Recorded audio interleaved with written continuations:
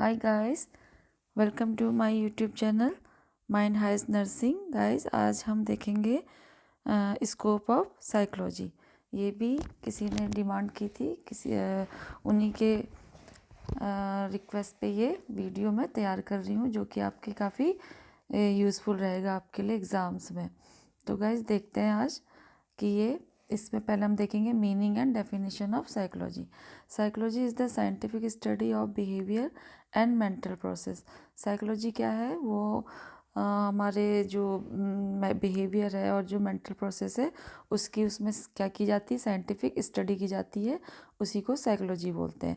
Behaviour include all of our आउटवुड and overt action and reaction. इसमें क्या होता है, हमारे जो इंटरनल और एक्सटर्नल जो एक्शन रिएक्शन होते हैं वो इसके अंदर आते हैं बिहेवियर के, जैसे कि verbal and facial expression and movement. जिसको कि हम देख सकते हैं वो है फेशियल एक्सप्रेशन, सुन सकते हैं वर्बल कम्युनिकेशन और मूवमेंट, ठीक है। और कुछ ऐसे होते हैं जो कि हम नहीं देख सकते हैं। Mental process refer to all the internal and covert activity. Mean जो हमारी इंटरनल एक्टिविटी होती है जिसको कि हम महसूस कर सकते हैं पर हम उसको देख नहीं सकते हैं, तो उसके अंदर आता है ये इस मेंटल प्रोसेस में कोवर्ट एंड इंटरनल एक्टिविटी, जैसे थिंकिंग, फीलिंग एंड रिमेम्बरिंग। तो इसको भी हम इस तरीके से समझ सकते हैं। उसके बाद है it is the scientific study because to study behaviour and mental process. ये साइंटिफिक स्टडी क्यों है? क्योंकि इसमें क्या किया जाता है, बिहेवियर और जो हमारी मेंटल प्रोसेस है उसकी स्टडी की जाती है। The psychologist use the scientific method for understanding more precisely and accurately.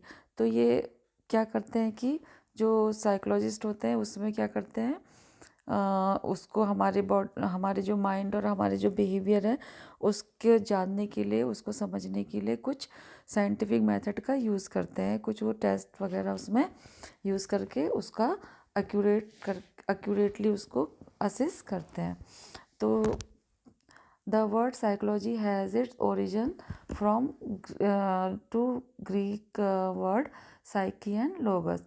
तो लोगोस जो है, साइकी जो और लोगोस है वो ग्रीक के वर्ड हैं, जो कि दो वर्ड से लिया गया है और इसको मिला के क्या बनता है, साइकोलॉजी।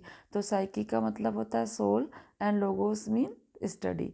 दस literally psychology mean the study of soul और साइंस ऑफ सोल। तो इसका लिटरली क्या मतलब हुआ साइकोलॉजी का, कि ये आत्मा का विज्ञान है, ठीक है। Then psychology is the study of the mind and behaviour. जो साइकोलॉजी है वो माइंड और बिहेवियर की स्टडी, जैसा हम शुरू से देख रहे हैं इंट्रोडक्शन से ही। According to American psychological association, American psychological association के according it is the study of the mind. ये क्या है, माइंड की स्टडी है, हाउ इट वर्क, कि वो कैसे काम करता है, and how it affect behaviour, और वो हमारे बिहेवियर को कैसे इफ़ेक्ट करता है। यानी कि जो भी माइंड काम करता है, हमारे माइंड से हमारा बिहेवियर कैसे इन्फ्लुएंस होता है, उसकी स्टडीज़ में की जाती है। तो अब हम आते हैं scope of psychology. The field of psychology can be understood by various sub field of psychology making an attempt in meeting the goal of psychology. तो जो साइकोलॉजी के अंदर बहुत सारे जो सब फील्ड होते हैं जिससे क्या साइकोलॉजी के गोल पूरे होने में हेल्प होती है, यानी कि जिससे कि साइकोलॉजी को बहुत अच्छी से समझा जाता है और वो कुछ गोल्स को पूरा करने में हेल्प करते हैं। तो नंबर 1 है physiological psychology. In the most fundamental sense human being are biological organism and जो physiological functions and the structure of our body work together in influence our behavior। Mean जो फंडामेंटली मतलब होता है, शुरुआत से लेके देखा जाए तो जो ह्यूमन बीइंग होते हैं वो ही जो होते हैं वो बायोलॉजिकल और ऑर्गेनिज्म हैं, उन्हें माना गया। और फिजियोलॉजिकल फंक्शन और हमारी बॉडी का जो स्ट्रक्चर है जो वो साथ साथ में बिहेवियर को भी इन्फ्लुएंस करता है। यानी कि जो फिजियोलॉजी फंक्शन है वो हमारी बॉडी का फिजियोलॉजिकल जो फंक्शन होता है, और वो बॉडी के जो हमारे स्ट्रक्चर के साथ साथ हमारे बिहेवियर को इन्फ्लुएंस करता है। फिजियोलॉजिकल जो फंक्शन होते हैं वो हमारे बॉडी कैसे वर्क करता है और हमारा बिहेवियर कैसे उससे इन्फ्लुएंस होता है, उस पर भी उसका इफेक्ट होता है। Biopsychology is the branch that specialize in the area. Biopsychologists may examine the way in which specific sites in the brain which are related to disorders such as Parkinson disease, or they may try to determine how our sensations are related to our behavior. तो इसमें क्या है कि जो physiological function है वो हमारी जो फिजियोलॉजिकल फंक्शन और हमारी बॉडी का जो स्ट्रक्चर होता है साथ साथ में बिहेवियर को भी इन्फ्लुएंस करता है। और जो बायो साइकोलॉजी इसकी ऐसी ब्रांच है जो कि बिहेवियर की स्टडी करती है। बायो जो साइकोलॉजिस्ट होते हैं वो ऐसे तरीके ढूंढते हैं जिससे वो ब्रेन के कुछ स्पेसिफिक एरियाज़ में क्या कर सकें, एग्जामिन कर सकें। और कुछ ऐसी डिजीज़ कंडीशन होती हैं जैसे कि पार्किंसन डिजीज़ जो है, या फिर सिजोफ्रेनिया हम कह सकते हैं, यानी कि जो भी मेंटल डिसऑर्डर्स होते हैं उनका वो पता लगा सकें और इससे रिलेटेड बिहेवियर में क्या चेंजेस होते हैं, यानी कि जो भी डिजीज़ कंडीशन अभी अराइज हुई है उससे क्या हमारे बॉडी में चेंजेस आते हैं हमारे बिहेवियर में, उसको वो डिटरमाइन कर सके। तो इसके अंदर ये काम किया जाता है। Then second one is developmental psychology. Here the study are with respect to how people grow and changes throughout their life from prenatal stage through childhood, adulthood and old age.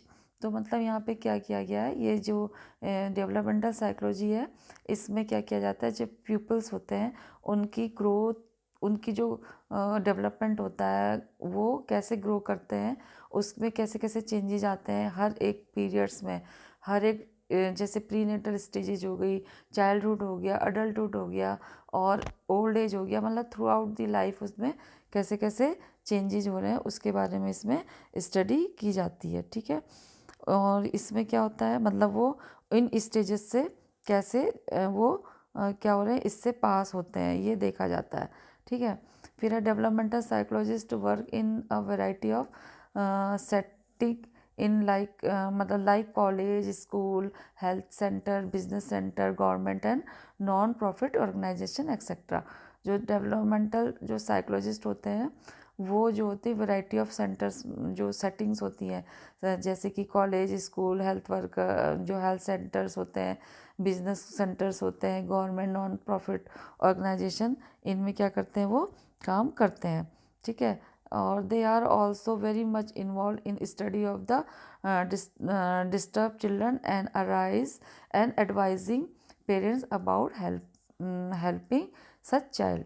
और वो क्या करते हैं, ये स्कूल्स में भी involve रहते हैं, यानी कि ये स्टडी में भी काम करते हैं, उन बच्चों के लिए हेल्प करते हैं जो जो होते हैं डिस्टर्ब बच्चे होते हैं, जैसे कि उनको राइटिंग में, रीडिंग में, इनमें प्रॉब्लम आए किसी भी तरीके से, तो उनके लिए भी ये क्या करते हैं, काम करते हैं। यानी कि स्कूल और हेल्थ सेंटर के में भी ये काम करते हैं, स्कूल्स में भी काम करते हैं।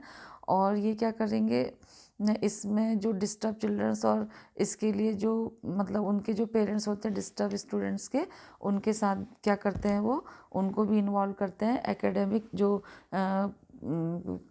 भी प्रोसेस होता है, यानी कि एजुकेशनल जो भी प्रोग्राम वो करते हैं उसमें वो पेरेंट्स को भी इन्वॉल्व करते हैं। फिर है personality psychology. This branch help to explain both consistency and change in person's behaviour over time from birth till the end of the life, through the influence of parents, sibling and playmates, school, society and culture. तो इसमें क्या किया जाता है, जो ये personality psychology होती है ये एक ऐसी ब्रांच होती है जिसमें जो एक्सप्लेन करती है कि किसी भी पर्सन के बिहेवियर में ओवर द टाइम, यानी कि वक्त के साथ साथ क्या चेंजेस आया है, इसमें इसका जो है क्या उसमें इन्फ्लुएंस पड़ा उसका, और उसका मतलब कितना उसका इन्फ्लुएंस पड़ा है, यानी कि किस किस का उस पर इन्फ्लुएंस पड़ा, जैसे सिबलिंग है, पेरेंट्स है, और यानी कि सोसाइटी है। और इसमें जो है इनका जो है इस इंडिविजुअल की जो ट्रेट कैरेक्टरिस्टिक्स है उसकी भी इसमें स्टडी करते हैं। ठीक है, मतलब इनमें ये इसमें इन सभी का सोसाइटी है, कल्चर है, उसके मतलब सिबलिंग्स हैं, यानी कि उसके जो कज़न्स हैं, पेरेंट्स हैं, उन सब का उसके उस पे कैसे वो उनसे इन्फ्लुएंस हुआ होते हैं और कैसे उन पे उसका असर पड़ता है, ये सब इसमें स्टडी की जाती है।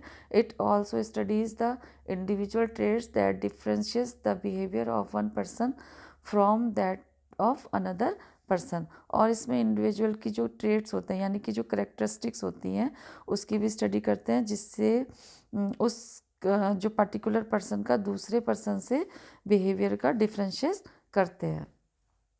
Then next one is health psychology. This explores the relationship between the psychological factors and physiological elements and disease. इस ब्रांच में जो होता है साइकोलॉजिकल और जो साइकोलॉजिकल फिजिकल फैक्टर कैसे किसी डिजीज़ और कोई उसके बीच में जो रिलेशन है, डिजीज़ और उस पर्सन के बीच में जो रिलेशन होते हैं ह्यूमन बींग के बीच में, उसको क्या करते हैं, एक्सप्लोर करते हैं। ठीक है, psychological factor and physical elements के, यानी कि कोई भी डिजीज़ या फिजिकल प्रॉब्लम जो भी आ रही हैं, तो उसमें जो साइकोलॉजिकल फैक्टर्स होते हैं वो कैसे उससे इन्फ्लुएंस होते हैं, इन सब का उसमें एक्सप्लोर करते हैं। फिर है health psychologist focus on health maintenance and promotion of behaviour related to good health.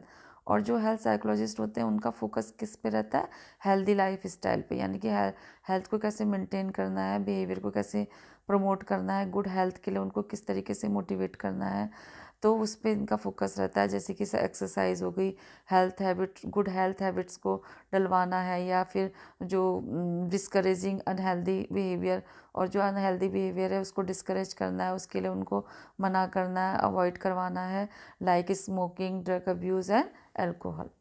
और health psychologist work in health care setting and also in college and university where they conduct research. तो जो health psychologist होते हैं वो health care centres में और college university में भी क्या करते हैं, काम करते हैं, और जहाँ वो क्या करते हैं, रिसर्च कंडक्ट करते हैं।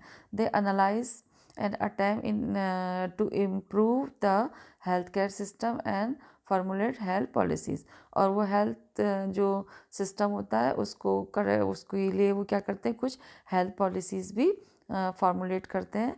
ठीक है, जिससे कि हेल्दी रहे पर्सन। ठीक है, तो ये हो गया हेल्थ साइकोलॉजी। ठीक है, तो इसमें ये हमने देखा। अब हम देखते हैं क्लिनिकल साइकोलॉजी। जो क्लिनिकल साइकोलॉजी होती है उसमें क्या किया जाता है, it deal with the assessment and intervention of abnormal behaviour. इसमें क्या किया जाता है कि जो एबनॉर्मल बिहेवियर है उसको असिस करते हैं और उसमें इंटरवेंशन भी करते हैं according to need of the person. उसमें क्या किया जाएगा, उसको करेक्ट करने के लिए कोई ना कोई उसमें ट्रीटमेंट दिया जाएगा, यानी कि इंटरवेंशन किया जाता है।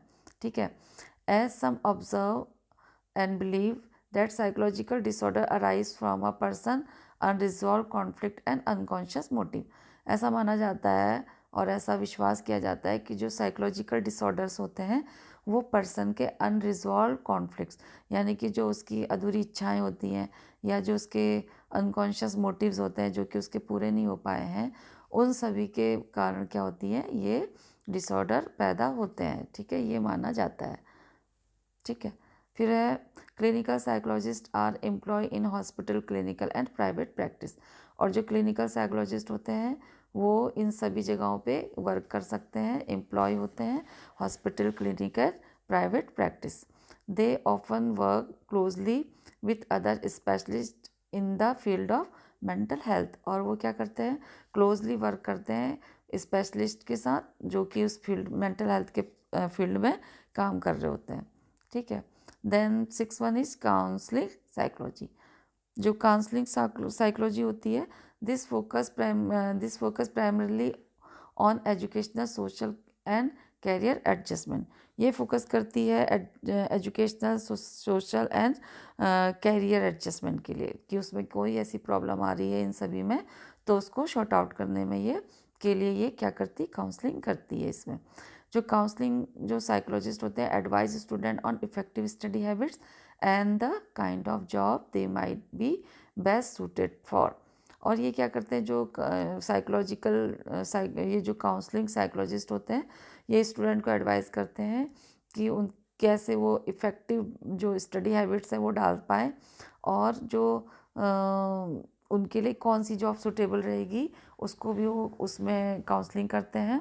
और and provide health concern with mild problem of social nature and strengthen healthy life style, economic और एंड इमोशनल एडजस्टमेंट। और जो भी उनके लाइफ में प्रॉब्लम आ रही होती हैं, जैसे सोशल नेचर और हेल्थ सोसाइटी से, और उनकी ये इकोनॉमिकली इमोशनल कंडीशन, इमोशनली वो अगर एडजस्ट नहीं हो पा रहे हैं, या इकोनॉमिकली उन्हें कोई प्रॉब्लम है, या हेल्दी लाइफ स्टाइल में ना कर पाने में उन्हें प्रॉब्लम है, तो उसके लिए क्या करते हैं, ये इफ़ेक्टिव बनाने के लिए उसमें काउंसलिंग करते हैं उसको। ठीक है, और कौन सी जॉब चूज़ करनी है, किस तरीके से वो अपनी लाइफ स्टाइल को हेल्दी बनाए, ये सब इसी के अंदर किया जाता है। They make use of test to measure aptitude, interest and personality characteristics. और वो क्या करते हैं, ये जो कुछ टेस्ट होते हैं इनका यूज़ करते हैं, जिससे कि पर्सनैलिटी करेक्टरिस्टिक्स क्या चल सके, पता चल सके, यानी कि जो उनकी पर्सनैलिटी है उसकी जो करेक्टरिस्टिक्स हैं उसका पता चल सके। ठीक है, they also do marriage and family counselling.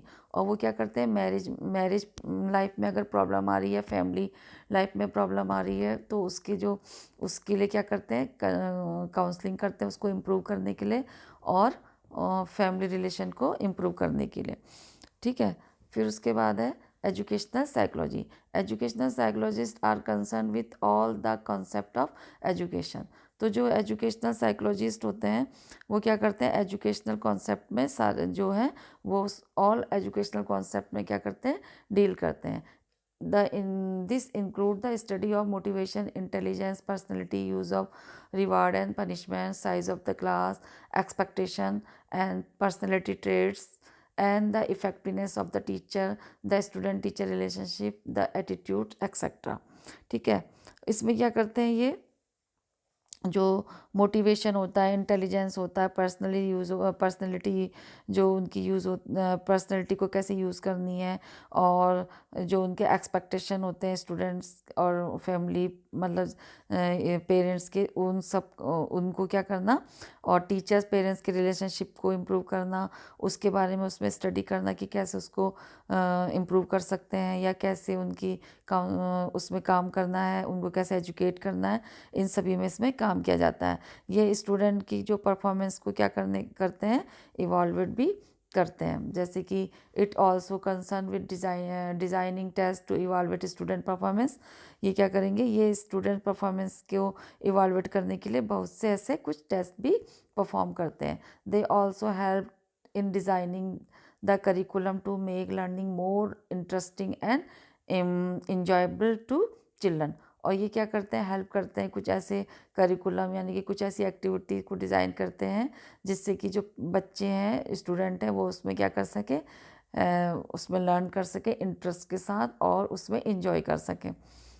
ठीक है, देन है educational psychologist in use in elementary and secondary school planning and supervising special education training teacher counseling students having problem, assessing student with learning difficulties such as poor writing, reading skill and lack of concentration। और ये क्या करते हैं, ये जो मैंने बताया कि ये बहुत सारे करिकुलम एक्टिविटीज़ को डिज़ाइन करते हैं जिससे कि बच्चों को पढ़ाई में क्या हो, इंटरेस्ट आए और वो इन्जॉय करें। एजुकेशन साइकोलॉजिस्ट होते हैं वो जो होते हैं इस एजुकेशन को स्कूल में भी यूज़ करते हैं, जिससे कि स्पेशल एजुकेशन को क्या किया जाएगा, सुपरवाइज किया जाएगा।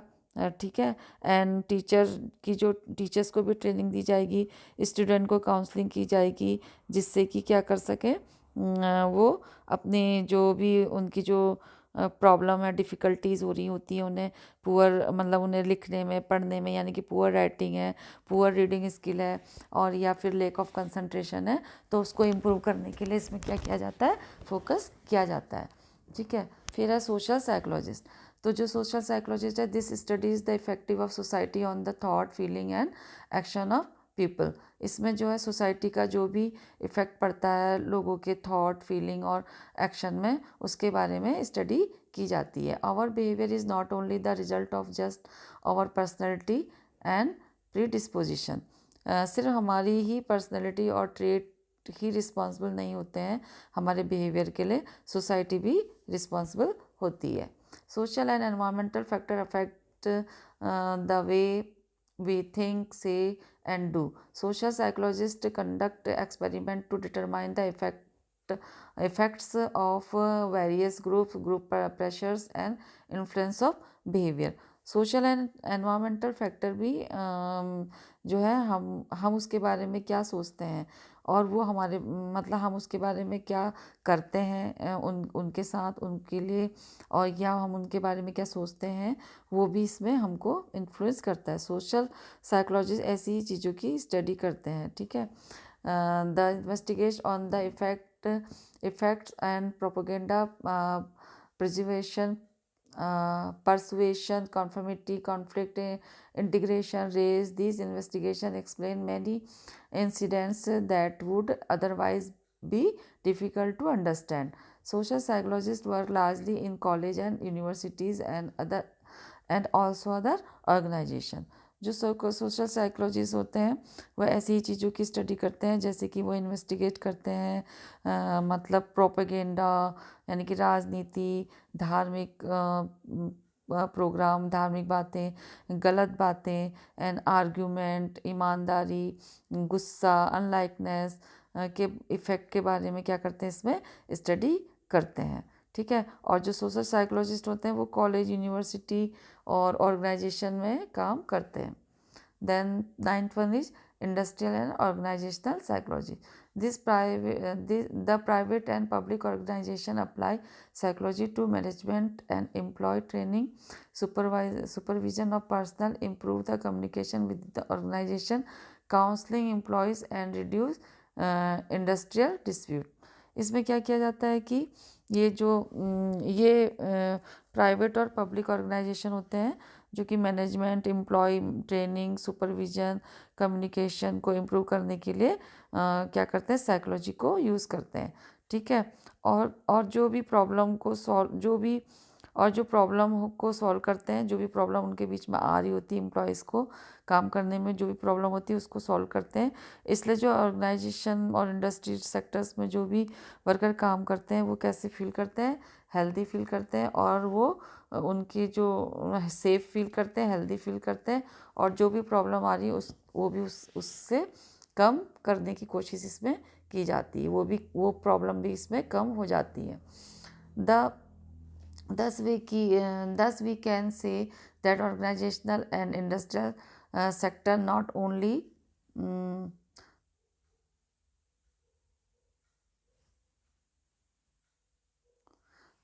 the psychological effect by working attitude of the employees are considered, but also the physical aspect are given important to make worker feel healthy. और क्या होता है कि जब इनमें जो होता है काम करते हैं ऑर्गेनाइजेशन और इस इंडस्ट्रियल में, तो वो जो वहाँ पे जो वर्कर होते हैं उनकी जो साइकोलॉजिकल जो उन पे इफ़ेक्ट पड़ता है उनके वर्क पे, तो वो एम्प्लॉयज़ जो होते हैं वो क्या फील करते हैं, अपने को सेफ फील करते हैं और अपने को हेल्दी फील करते हैं, ठीक है। Then tenth one is experimental psychology, ठीक। एक्सपेरिमेंटल साइकोलॉजी क्या होती है, it is the branch that studies the processes of sensing, perceiving, learning, thinking etcetera by using scientific method, ठीक है। तो इसमें क्या किया जाता है, ये एक ऐसी ब्रांच होती है जिसमें लर्निंग, थिंकिंग जैसी जो प्रोसेसेस होती है उसमें क्या करते हैं, साइंटिफिक मेथड के थ्रू स्टडी की जाती है इसके अंदर। The outcome of the experimental psychology is cognitive psychology which focuses on studying higher mental process including thinking, knowing, reasoning, judging and decision making. इसमें जो होती है स्टडी की जाती है, स्टडिंग की जाएगी, रीजनिंग, डिसीजन मेकिंग में क्या किया जाता है, फोकस किया जाता है, ठीक है। और जो experimental psychologist often to research in lab by frequently using animal as their experiment experimental psychology. और जो एक्सपेरिमेंटल साइकोलॉजिस्ट होते हैं वो क्या करते हैं, एनिमल का यूज़ करते हैं, उनको लैब में ले जाकर उस पर क्या किया जाता है, स्टडी की जाती है लैब के अंदर। फिर है 11th one is environmental psychology. It focus on the relationship between people and their physical and social surrounding, which example for example the density of the population and it relationship with crime and noise pollution and its harmful effect and the influence of overcrowding upon lifestyle etc. तो जो environmental psychology sorry excuse me, जो environmental psychology होती है इस branch में लोगों को जो फिजिकल सोशल सराउंडिंग के बीच में का जो भी रिलेशनशिप है उसको इसमें एक्सप्लोर किया जाता है। फॉर एग्जांपल जैसे नॉइज़ पॉल्यूशन है और उसके जो हार्मफुल इफ़ेक्ट है, ओवर क्राउडिंग के हार्मफुल इफ़ेक्ट है, वो हमारी लाइफ स्टाइल में कैसे इफ़ेक्ट डालते हैं, उसके लिए इसमें क्या की जाती है, स्टडी की जाती है। ठीक है, फिर उसके बाद हो गया है 12th वन इज जो साइकोलॉजी ऑफ वुमेन। तो इसमें किया जाता है कि this concentrate on the psychological factor of the women behaviour and development. इसमें क्या किया जाएगा कि ये जो ब्रांच होती है वुमेन के बिहेवियर और डेवलपमेंट में कैसे फोकस करना उस पर स्टडी करती है, मतलब उनके उस पर ये फोकस करती है उनके बिहेवियर पे। ठीक है, और इसमें क्या किया, it focuses on a broad range of issue such as discrimination against women and again women, the possibility of the structural difficulty in the brain of man and women. मतलब इसमें क्या फोकस किया जाता है, ब्रॉड रेंज में देखा जाता है कि जो वुमेन होती है उनमें, मतलब जैसे कि वुमेन के साथ क्या होता है, डिस्क्रिमिनेशन हो रहा है, क्यों हो रहा है उसके साथ डिस्क्रिमिनेशन, यानी कि बुरा व्यवहार। The possibility of the structure different in the brain of man and women, यानी कि जो मैन और वुमेन का जो ब्रेन स्ट्रक्चर है उसमें क्या है, डिफरेंशियस है, उसके बारे में स्टडी की जाएगी कि वो कैसे डिफरेंट है या सेम है। The effect of the hormone on behaviour, और जो वुमेन होती है उनके जो हार्मोन्स होते हैं उनके बिहेवियर को कैसे इन्फ्लुएंस करते हैं। And the cause of the violence against women, और क्या कारण है जो कि वुमेन्स के जो है अगेंस्ट क्या होता है, वायलेंस होता है। और फियर एंड सक्सेस, और इसमें क्या होता है, सक्सेस के लिए क्या होता है, फियर होता है। Out smarting nature of women with respect man in various accomplishment. तो इसमें क्या होता है कि जो वुमेन होती है वो क्या करती हैं, इसमें जो वुमेन होती है वो उनका कैसे, जैसे fear of success, out smarting nature of women, यानी कि जो उनका नेचर होता है वो कैसे ओवर स्मार्ट होता है, और वो क्या करना, respect to man in various accomplishment. ठीक है, और उनको जो है बहुत सारे ऐसे फील्ड होते हैं उसमें जो वुमेन मैन से ज़्यादा उनको कैसे रिस्पेक्ट मिलती है या कैसे वो उनसे ज़्यादा आगे निकलती हैं, इन सब के बारे में इसमें जो है वुमेन का जो मैन से ज़्यादा सक्सेसफुल होना, इन्हीं सारे मुद्दों पे क्या किया जाता है, इसमें फोकस किया जाता है। Then 13 one is sports and exercise psychology. It studies the role of the motivation in sport.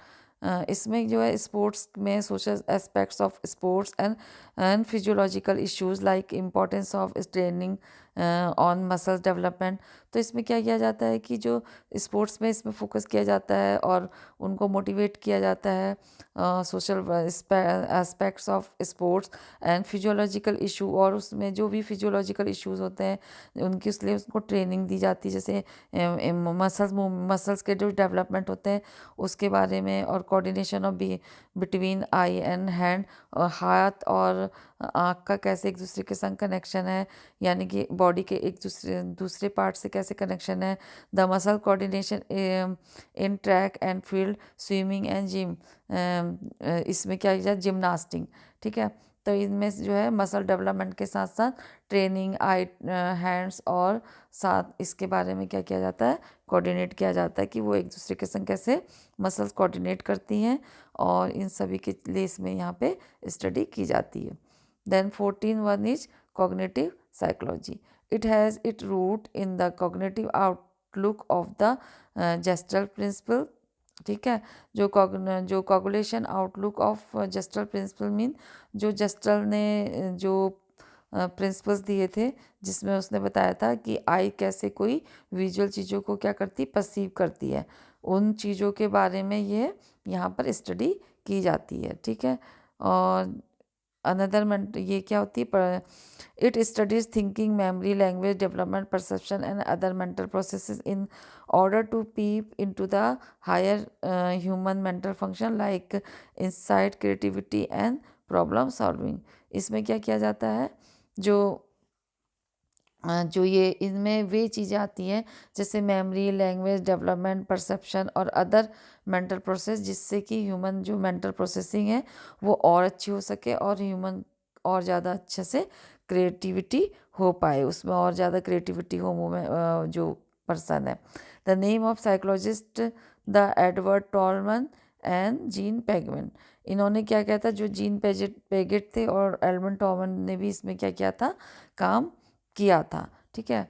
तो ये जो इसमें जो लैंग्वेज डेवलपमेंट और परसेप्शन, अदर मेंटल प्रोसेसेस जैसे ह्यूमन मेंटल प्रोसेसिंग और अच्छी हो सके उसके बारे में, और मैन क्या हो और ज़्यादा क्रिएटिव हो उसके बारे में इसमें फोकस किया जाता है। तो thank you guys for watching this video, और इसको लाइक करिएगा, शेयर कमेंट करिए, सब्सक्राइब करिए। और जो भी अभी थोड़ा वीडियो लंबा हो गया था, लेकिन आप इसको देखिएगा शुरू से लास्ट तक, अगर आपने देखा है तो आपको ज़रूर है कि एग्ज़ाम में हेल्प करेगा। तो ज़्यादा पढ़ेंगे तो थोड़ा तो वहाँ लिख पाएंगे, कुछ तो पॉइंट याद आएंगे, इसलिए हमेशा लेंदी करके पढ़ना चाहिए। फिर वीडियो को बहुत शॉर्ट बनाने की कोशिश करी, उसके बाद भी थोड़ा ये लंबा हो गया। तो गाइज़ नेक्स्ट टाइम से ध्यान रखूँगी कि और शॉर्ट मैं नोट्स प्रोवाइड करूँ और वीडियो को शॉर्ट करूँ। तो इसको सब्सक्राइब करिए ताकि आपको इसी तरीके से और नोट्स मिले, और किसी व्यूअर के कमेंट पे, डिमांड पे। तो आप बताइएगा अगर आपको किसी और टॉपिक पे नोट चाहिए तो वो मिल जाएंगे। अदरवाइज़ इसमें मैं एमसीक्यूज़ डालती हूँ जो कि आपको कॉम्पिटिटिव एग्ज़ाम में हेल्प करेंगी। तो take care, bye, goodbye. फिर मिलेंगे कोई नई वीडियो के साथ, तब तक टेक केयर, गुड बाय।